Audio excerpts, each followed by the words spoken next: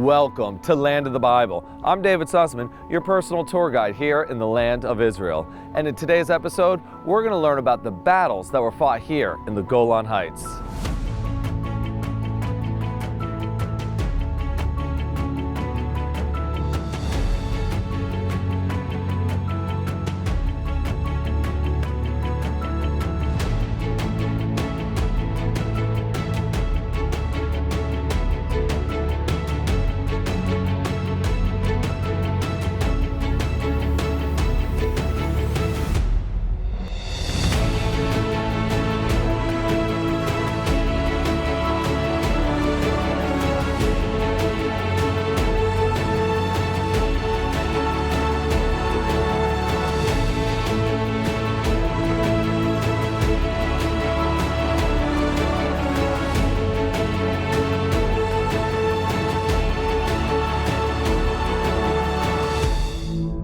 The Golan Heights is literally littered with trenches and bunkers just like this one, as well as old Syrian army barracks and minefields from the various battles that were fought here.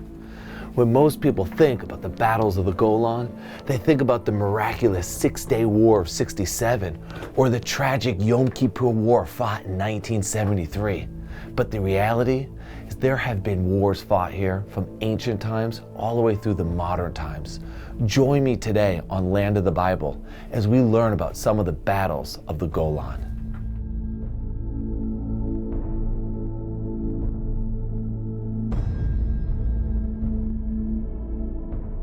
The Golan Heights has been the scene of warfare for thousands of years. We can read in the Bible of the conquest of Joshua.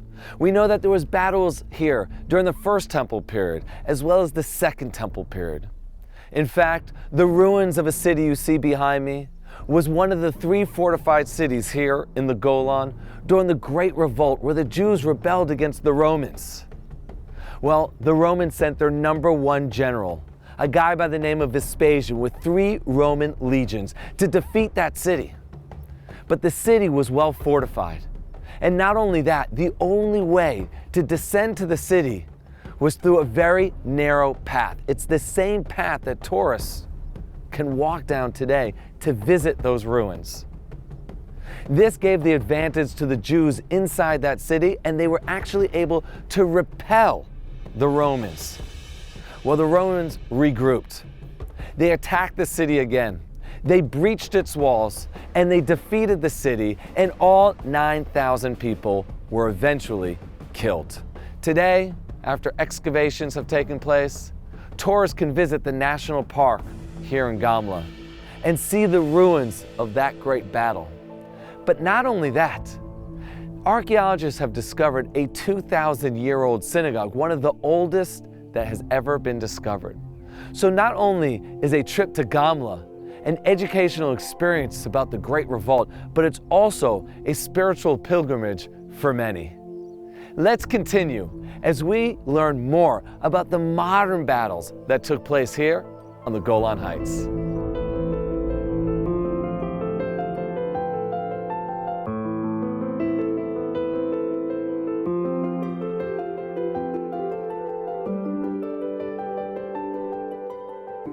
The Six-Day War of 1967 began when the Egyptians closed off the Straits of Tiran, blocking Israel's access to the major trade routes to the Far East, an act of war.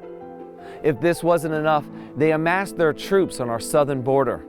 And at the same time, the Syrians were amassing their troops on our northern border, right here, overlooking the communities in the Hula Valley. Israel, realizing that the armies of Egypt and Syria were much larger than our own, laid a preemptive strike on the Egyptian and Syrian Air Force on the morning of June the 5th, marking the beginning of the Six-Day War. It only took 2 days for Israel to completely destroy the Egyptian army and liberate the entire Sinai Peninsula. And even though we begged the Jordanians not to join the war, on the 3rd day, they began to bombard Jerusalem. And again, 2 days is all it took for us to unify Jerusalem and completely liberate Judea and Samaria. On the fifth day, after 4 constant days of Syria shelling the communities of the Golan Heights, were we able to focus our attention on the Syrian army.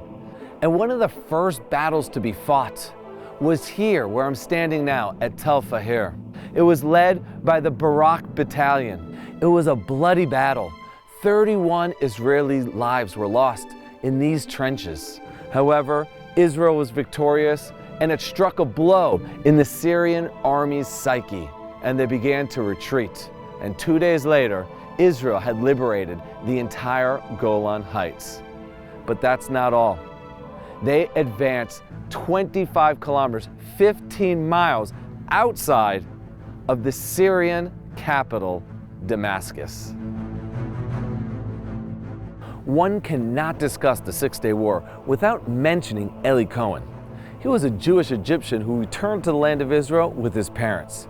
He ended up serving in an elite unit in the Israeli army and went on to serve in the Mossad, Israel's CIA. It was here that he was able to infiltrate the Syrian Ba'ath Party and become a close confidant of the president himself. As a result, he was privy to military secrets, and he passed it on to the Israelis. But it didn't end there. He even suggested to the Syrian military to plant the eucalyptus trees you see behind me and throughout the Golan, to give shade and comfort to the Syrian soldiers near their bunkers, water supplies, and where they stashed their weaponry. As a result, in 1967, Israel knew exactly where to attack. Unfortunately, Eli Cohen was captured in 1965, and he was hung in the public square in the middle of Damascus. Let's continue as we meet a former soldier of the IDF and learn about the Yom Kippur War of 1973.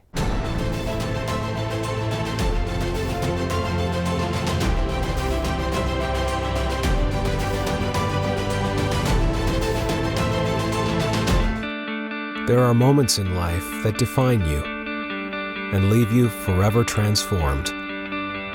Like a once-in-a-lifetime journey to the source of your faith. Walk in the steps of Jesus and experience history beyond its words. Sail the ancient Sea of Galilee to the holy shores of the River Jordan. Your journey begins here.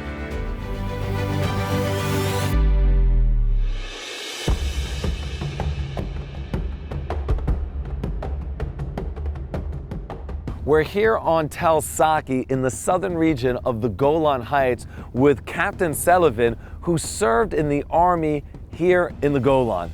Captain Sullivan, thank you so much for joining us this morning. Pleasure to be here. Tell me, you served in the 188th Brigade. Can you tell us a little bit about your unit? Of course. The 188th Armored Brigade was established in its current form in 1969, and it specialized on fighting in the northern region here in the Golan Heights. The Syrians attacked Israel on October 6, 1973, the Yom Kippur War. And 3 Syrian divisions attacking the border faced one brigade called the 188th Brigade. These were the guys in the front line fighting with a ratio of 1,400 Syrian tanks to 177 Israeli tanks. Wow. You can imagine the battles were very tough, and 24 hours later, after the Syrians had started to attack, the brigade is basically eliminated. There is no command chain. All you have is tanks driving around fighting for their lives without any clear orders. Due to that, the IDF decides to disband this unit. There's no more 188th Brigade. 48 hours later, in the famous Battle of the Valley of Tears, 11 tanks commanded by the 188th Brigade commanders joined the battle at the crucial moment and changed the momentum. And a day later, they're already in a counterattack into Syria. Wow. So the brigade really rose like a phoenix from the ashes. After the war, they insisted on continuing as the 188th, and we continue till today. So in 1982, we took part in the First Lebanon War. In 2006, in the Second Lebanon War, which I understand you took part in, also the brigade was there. In 2014, I was part of the brigade in the Protective Edge campaign inside Gaza. Amazing. And I understand that the 188th also participated in battles that were fought right here in Tel Saki. Can you tell us a little bit about those battles? Of course. The Battle of Tel Saki is one of the most unique stories we have in the Golan Heights, and I think the best way to understand it is by going up there to the bunker. Great. Shall we go? Shall we go? Let's do it. Let's go.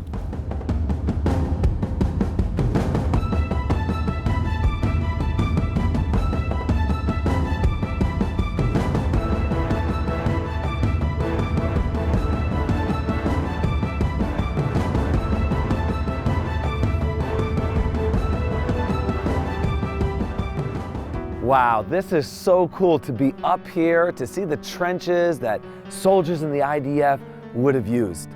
Tell me, Captain Sullivan, what exactly happened here in the Yom Kippur War of 1973? So in the morning of October 6, 1973, there are 6 young soldiers here on a lookout mission. They sit with binoculars and the order is, let us know what's happening in the Syrian side. And the border's just like a mile The border there. is just a mile away from here. And when the war begins, they see and they're feeling the whole Syrian army is coming through here. They're attacked by 2 Syrian brigades. They call for help and several tanks from the 188th come from up north to help them. But at some point, they're out of ammunition. They have lots of casualties. We're talking about 35 guys who have fallen. And Menachem, the commander of this place, the young commander of this place, makes a crucial decision. 25 guys left here, go inside the bunker. They carry 3 fallen friends with them. And they spend the next over 30 hours inside the bunker while this place is all surrounded by Syrian enemy. They use the bodies of their fallen friends to block the entrances to the bunker, and when the Syrians shoot and throw grenades inside, the fallen friends save the lives of their comrades by just being there. They're dead bodies. Dead bodies. They have Wow. 25 guys alive, mostly injured. At some point, the Syrians are trying to invade, and they get the commander Menachem makes a decision. If we're dying, just like Samson, he says, if we're dying, they're going to die with us. He says, everyone take out your grenades and be ready to, we're going to explode. When they come in, we'll just explode all together. But the Syrians decide not to go in. And they have to put back the clips that hold the grenades. And one of the guys says, I lost my clip. So you have a yarmulke on your head. One of the guys is religious, and he takes off the clip of the yarmulke and closes the grenade so it won't explode. Now try imagining, let's try getting into the heads of these young guys inside a bunker, knowing they're surrounded by the enemy for over 30 hours. How do you keep sanity? How do you overcome the fear? Now let me tell you something, David.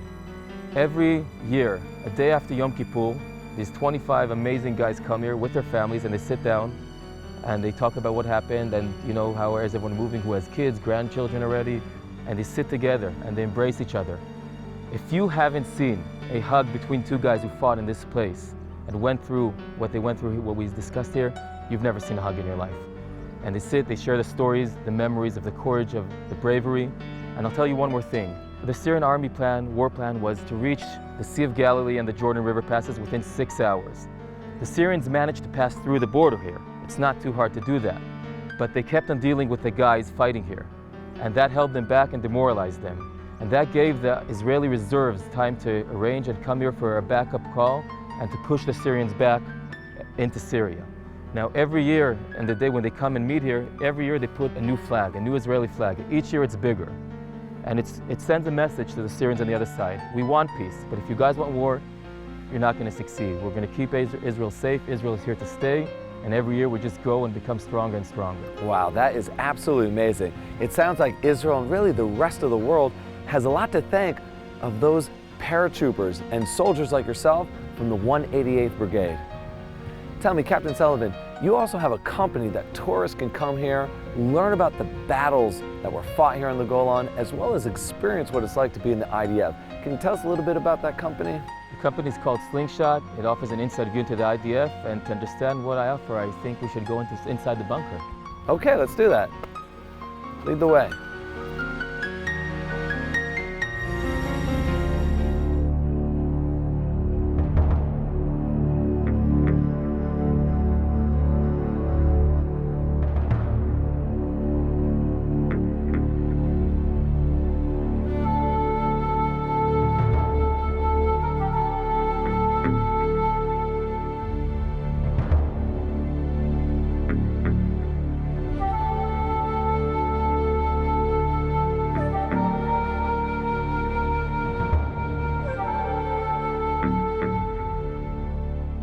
Captain Sullivan, we've been walking through this bunker now for several minutes before arriving to this room, which appears to be a memorial for the fallen soldiers. How do you utilize the bunker in your programs with Slingshot? So David, you just got a taste of our bunker challenge, where the participants of the program go through this dark bunker at night without flashlights. They get missions along the way until they enter this memorial room. And here we sit and discuss values such as bravery, comradeship, sacrifice, and overcoming fear and challenges. Wow, that sounds incredible. Do you offer anything beyond the bunker challenge? So I'm glad you asked. We have basic training boot camps. We have urban area laser tag competitions. where the participants really understand the physical, the mental, and the moral challenges facing IDF soldiers. That sounds like a lot of fun, but beyond just having fun, what do you think your clients leave with? The participants of the program really test core values and leave with a feeling of accomplishment, a deep understanding of what does it mean to be in the IDF, and a strong and deep connection to Israel and its defenders. That sounds like an amazing program that you offer. Folks, if you're in the Golan Heights and you want to have a real taste of what the IDF is like, contact Captain Yaakov Sullivan with Slingshot. Stay tuned, folks, as we continue to learn about the battles of the Golan Heights.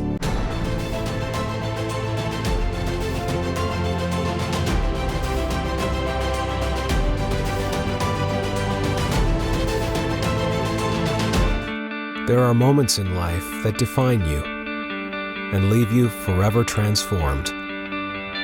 Like a once-in-a-lifetime journey to the source of your faith. Walk in the steps of Jesus and experience history beyond its words.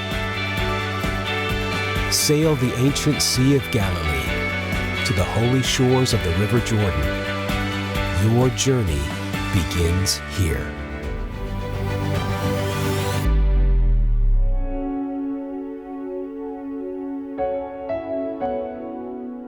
Another great bunker to visit here on the Golan Heights is at the top of Mount Ben Tal. It's similar to Tel Sachi, but the infrastructure here is much better suited for tourists. There's a restaurant, a cafe, a gift shop, bathrooms. And in addition to that, from up on top, one gets a clear view of the border between Israel and Syria, and even can see the old and new cities of Quneitra, which played a pivotal role in the battles of 67 as well as 73. From here, one also gets a great view of the headquarters of UNDOF, which is the United Nations Demilitarized Observation Force, which is monitoring the ceasefire between Israel and Syria. However, today, they're much more focused on the civil war that's being fought on the Syrian side. Let's now go to the base of the mountain, take an ATV tour, and see some of the weaponry that was used in those various wars.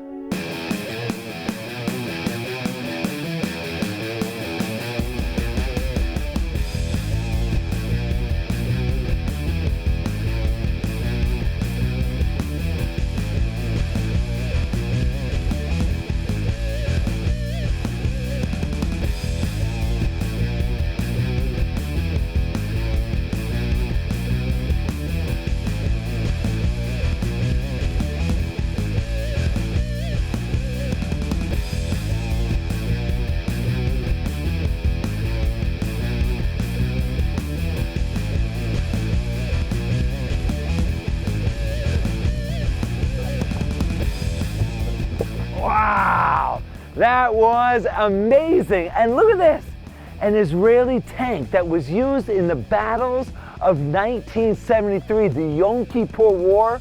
We have the border of Syria literally less than a mile away. One of the great things about going on an ATV tour here at Meron Golan is that you actually get to touch some of the military equipment that was used here in the various wars and battles of 67, 1973. And here we have this Israeli tank, and it's obviously not operational anymore, but it saw action in 1973. The heroes of Israel were fighting inside this very tank. Now, the tank itself isn't here just as a tourist attraction.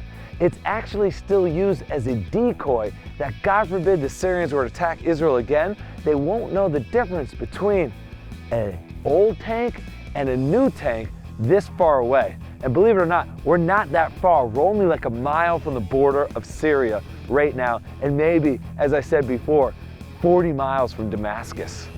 Let's continue as we ride our ATV through the Golan Heights and the Syrian border.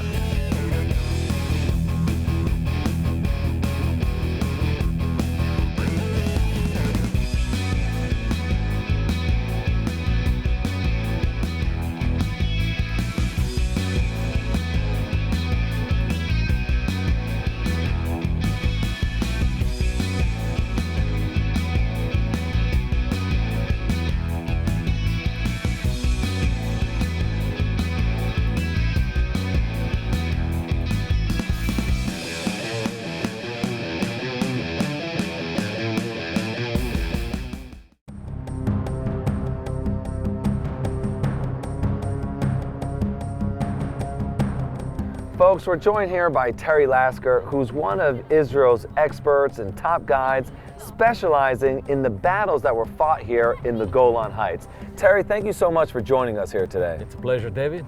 You know, we've been having an amazing day. We've met some soldiers, we went ATVing and literally crawling through some of the bunkers that were used here during the various wars. But one thing we haven't touched base on are these mountains all across the northern part of the Golan and what purpose they serve for Israel's security. Can you enlighten us in that area? Well, naturally, any height is going to provide you with good observation, protection, and fire control.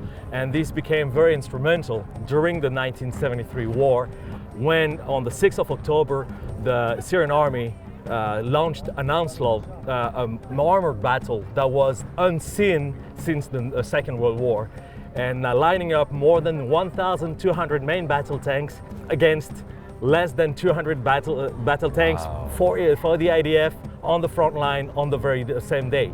Here, the heights were very important. The valley was very important because it allowed to control the movement and limit the movement of the Syrian army. The IDF was using older tanks, British-made Centurions.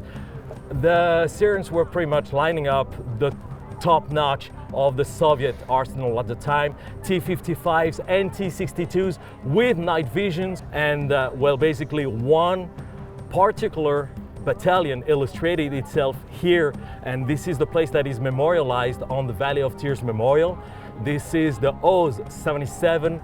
The Oz means courage in Hebrew, and this small battalion with less than 47 tanks at the beginning of the battle was able to stop the Syrians in its very tract. The battle lasted for 4 days. The battalion suffered terrible losses. By the end of the battle, Avigdor Kahalani, the commander of this battalion, could count only on 4 tanks.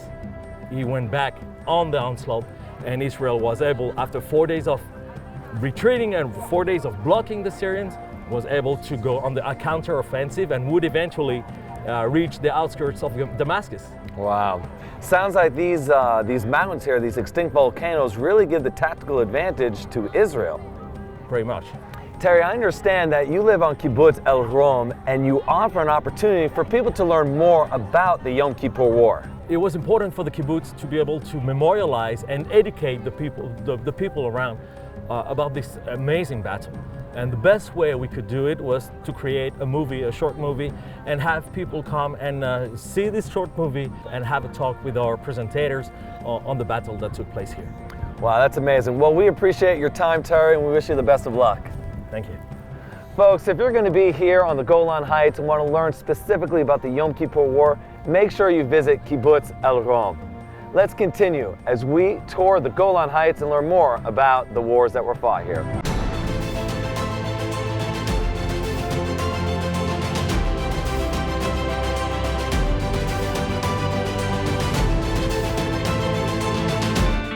There are moments in life that define you and leave you forever transformed. Like a once-in-a-lifetime journey to the source of your faith. Walk in the steps of Jesus and experience history beyond its words.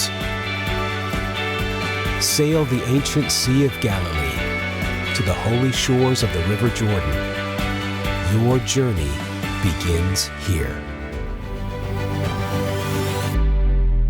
Wow, what an incredible day it's been here in the Golan Heights, and what better way to end it than to sit next to the owner of Jilbu 91, Avi Lalouche, who spent 20 years serving here in the Golan Heights. And after his service, he decided he wanted to plant his roots indefinitely here in the Golan Heights. So Avi and his son built this restaurant by hand, right next to the home base of the 188th Brigade. That's the unit that Captain Sullivan, who we met earlier, served in. He wanted to create a memorial for the soldiers who lost their lives protecting this region. But not only that, to create an environment for the soldiers who are serving today to come and have an affordable meal and unwind after a day of service. And for that, Avi, you deserve a debt of gratitude, and we thank you. We hope that when you're traveling around the Golan Heights, you'll decide to eat here at Jillabut 91 Steakhouse, just like I am.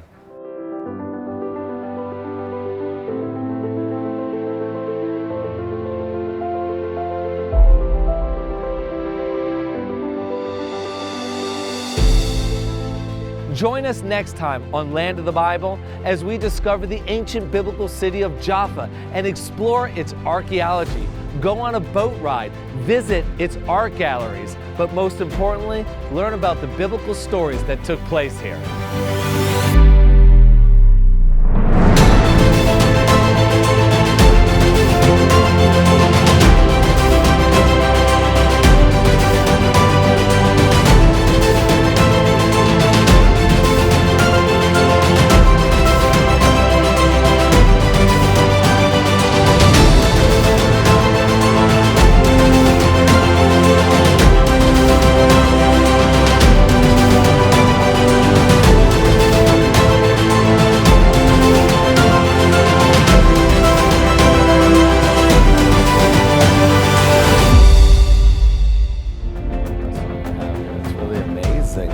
Wow, thank you so much, Ricky. This looks beautiful, huh? Thank you for watching Land of the Bible. I'm David Sussman, your personal tour guide here in the land of Israel. Make sure to stay tuned next time as we connect you to the people, places, and lands of the Bible.